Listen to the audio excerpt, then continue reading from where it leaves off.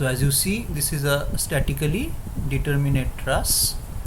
That means just by using equilibrium equation of statics, you can find out the unknown reactions and the member forces. So all these joints are hinges, and at A there is a pin joint. So all members are two force members. Now you need to find out the horizontal deflection at A. So, but you know that when you use del U del P equal to delta, we actually find out the deflection at the point of application of P in the direction of P. So here there is no horizontal force. So how can we find out the horizontal deflection? So that is the question. So what we do in these cases is we just apply a fictitious horizontal force where we want to find out the deflection. And now we draw the free body diagram of the joint. So this is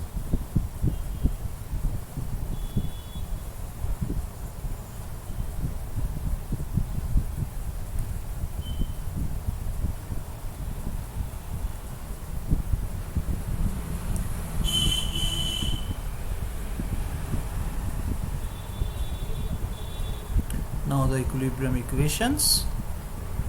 This angle is 30 degree. So TAC sine 30 minus P equal to 0. So this gives TAC equal to twice P. Then TAC cos 30 plus TAV minus Q is equal to 0. This gives Q equal to T is twice P. Sorry. So this gives TAV is equal to Q minus TAC, which is twice P cos 30, or this is Q minus root 3 P, and the total strain energy U is T AB square L by twice AE plus T AC square. For AC the length is Ly cos 30, Ly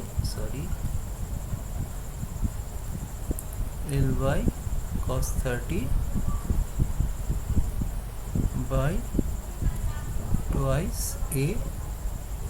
A is the cross section, which is same for both of the bars. So TAV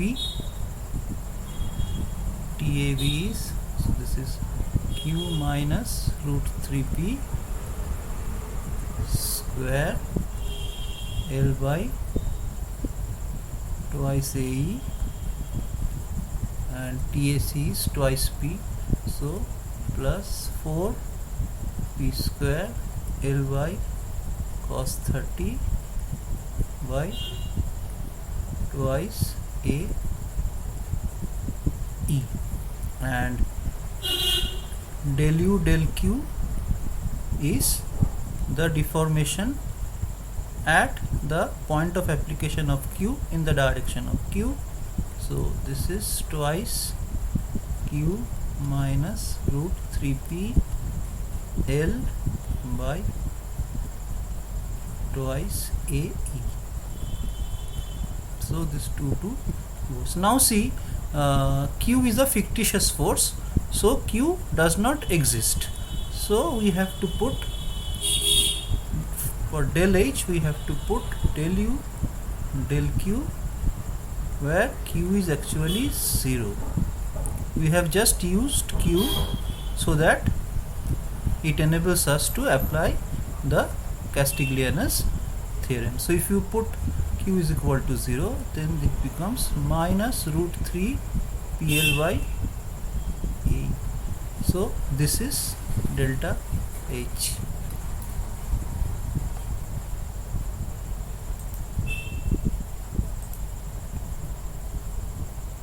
Problem again, there are 3 bars joined by pins.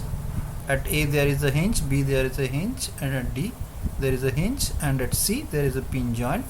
So this is again a truss like structure, and a load P is applied here, but this is a statically indeterminate problem, and you have to find out what should be the ratio A1 by A, so that the tension in CD is equal to the compressive forces in AC and BC. So AC and BC, they will be subjected to compressive forces, as you can understand once you apply P here, and the CD will be subjected to tensile force, and the cross sectional area for the vertical bar is A, and for these two inclined bars the cross sectional areas are A1. So how do you do this problem? You just cut this support and you expose the force here. So then once you cut this support, so this is your structure, pin joint,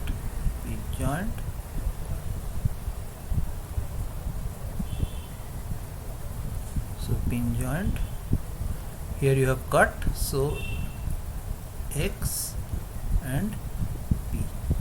So if you draw the free body diagram of this pin, so P here, this is tension in AC, and this is tension in BC, and here this is X, this is P. So so instead of showing the P, showing X here, you can just make it P minus X, and these two angles are 45 degree each. So TAC is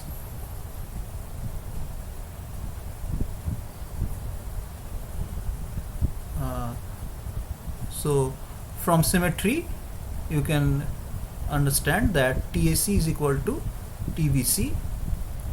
So let that be T. So 2T cos 45 plus P minus X is equal to 0. That is the equation of equilibrium in the vertical direction. So T is equal to minus P minus X by 2 cos 45, or this is minus P minus X by root 2. So the total strain energy stored is, for the inclined bars, all the lengths are L.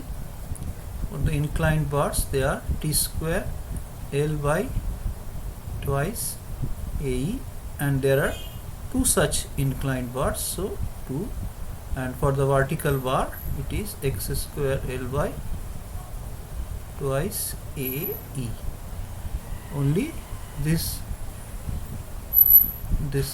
should be A1, because this cross section and this cross section, they are different. So U is equal to, you just replace T by P minus X square by 2 to A1E, because T square is P minus X square by 2. So P minus X square by 2, and 1 2 is already there, 1 2, so this 2 and this 2 goes, so plus x square L by twice A. Now if you make del u del x equal to 0, if you use this condition, del u del x equal to 0, because x is at the support point. So you have x is at the support point, so del u del x is deflection in this direction at the point of application of x in the direction of x. So x is in this direction, so this deflection is 0 because this is the support point. So del u del x is equal to 0, and this implies that p minus x minus 1, this 2 goes by a1e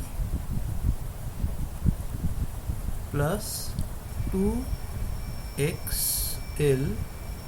So here on L is there, 2xl by a e2, so this 2 also goes.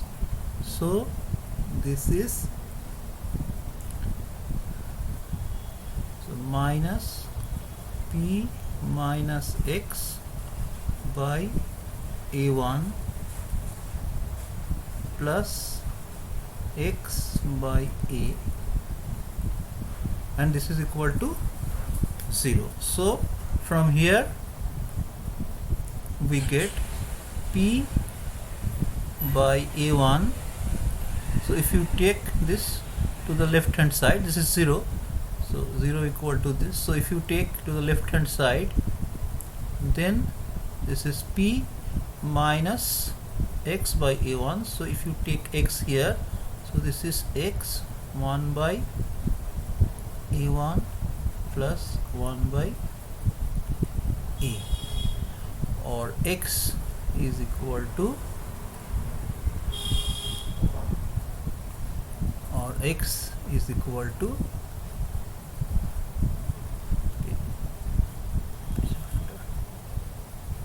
yes, or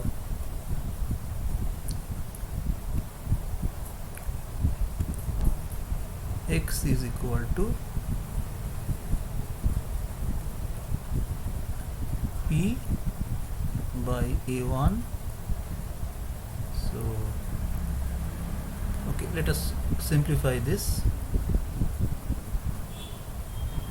So p by a1 is equal to x a1 a2 a1 a1 plus a, and this a1 goes, x equal to p a by a1 plus a, or p by 1 plus a1 by a. But what is the condition? Another condition given is that this x should be equal to the force in this member. So what is the force in this member? That is p minus x by root 2. So another condition is x equal to,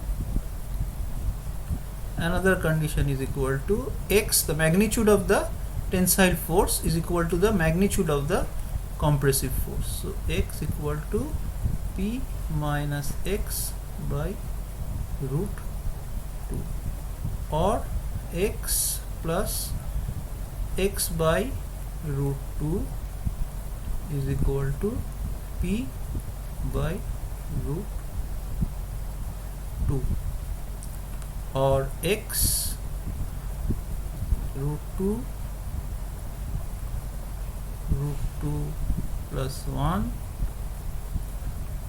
is equal to p by root 2, or x is equal to p root 2 by root 2,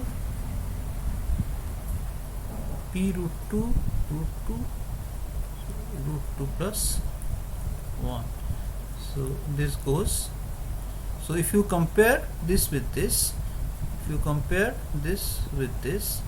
then you get a1 by a equal to root 2. You get a1 by a equal to root 2, and that is the answer.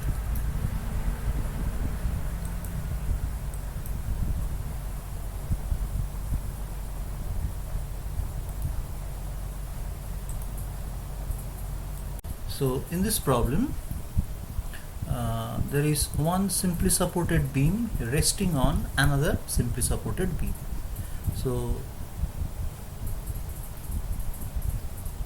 this is the top beam. This is the top beam of length L, and this is the bottom beam of length A. So this beam is resting on this, and even in unloaded condition they are in contact. And now when the load P is applied on the top beam, it deforms and it makes the lower beam also deform. So they are in touch. So if you look from this side, so you'll only be able to see the cross section of this beam. So this is the cross section of this beam, and this is the top beam. So this is the top beam, and on the top view you will see it like this. So two simply supported beams of identical cross section cross at their midpoints at C. So this is the midpoint and this is C. When unloaded, they are in contact at C. When the upper beam is centrally loaded by a force P, find out the force of interaction between the two beams at C. Force of interaction means the interaction force between the top beam and the bottom beam. That means, so this is the force of interaction X between the top beam and the bottom beam. So, and you know that for a simply supported beam,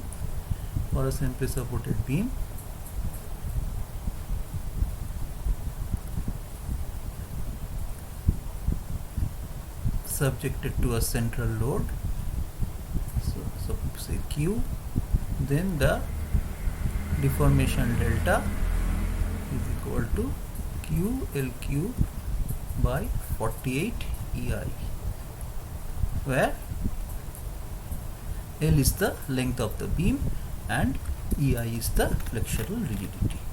So here, if you consider the top beam, then U1, that is the strain energy stored in the top beam, is half. The force is P minus X, and the deformation is P minus X L cube by 48 EI. And for the bottom beam, U2 is half, this is X, this is half P into delta, so again X L cube by 48 EI. Now think, what will you get if you do del U1 del X? That means you will get a deflection, in this direction. And if you do del U2 del X, you will get a deflection in this direction. So let's call it delta 1, and this, let's call it delta 2. So this is delta 1 and this is delta 2, and delta 1 plus delta 2 is equal to delta U1 plus U2 delta X. And what is this? This is the gap between the two beams. So this is the gap between the two beams, and this gap is 0. So delta u1 plus u2 delta x is equal to 0.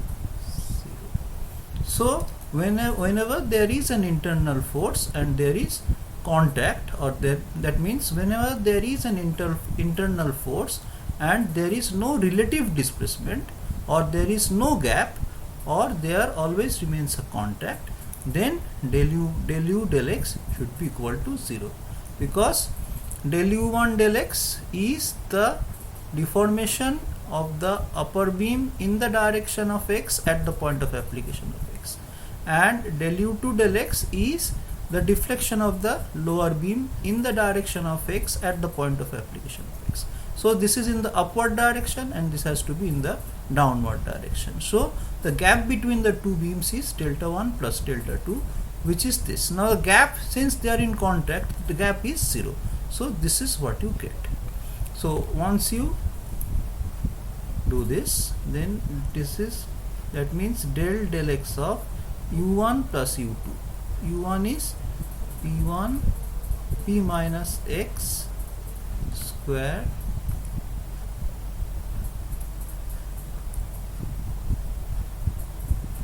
this is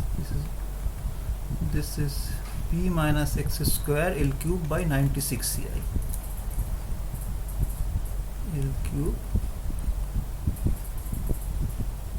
by 96 ei plus x square L cube by 96 ei is equal to 0, or so twice p minus x minus 1 plus twice x, sorry, one mistake I have made. The length of the lower beam is not L but A, so this has to be replaced by A. So this has to be replaced by A. So here L cube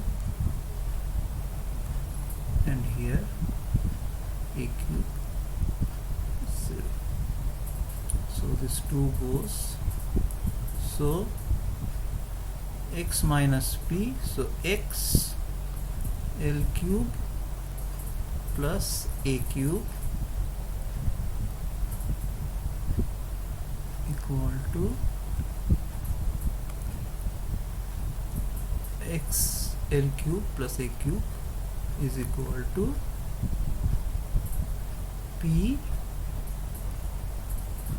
L cube, or x equal to p L cube by L cube plus A cube. So this is what you get.